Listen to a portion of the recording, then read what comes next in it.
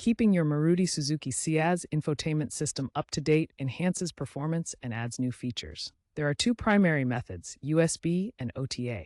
USB updates involve downloading the update file from Maruti's website onto a FAT32 formatted USB drive of at least 16 gigabytes. With the car and accessory mode, plug in the USB and navigate to Settings, System, Update in the infotainment menu. Follow the prompts, ensuring a stable power source.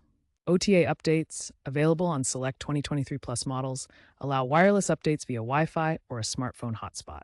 Check for updates under Settings, System, Software Update. For both methods, ensure compatibility with your Ciaz model year and variant.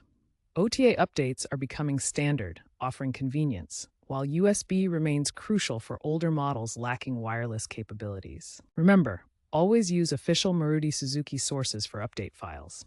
Updating maps is essential for accurate navigation. In newer Ciaz models from 2024 onward, Google Maps is integrated, allowing updates directly through the app using Wi-Fi. For older models, you may need to use SD cards for map data updates.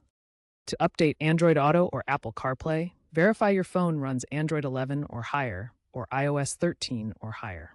Wireless connectivity is standard on 2022 and newer variants, using Bluetooth and Wi-Fi. For wired connections, use a USB-C cable. Regularly check for firmware updates to maintain compatibility and fix bugs. Maruti recommends updating every 3 to 6 months.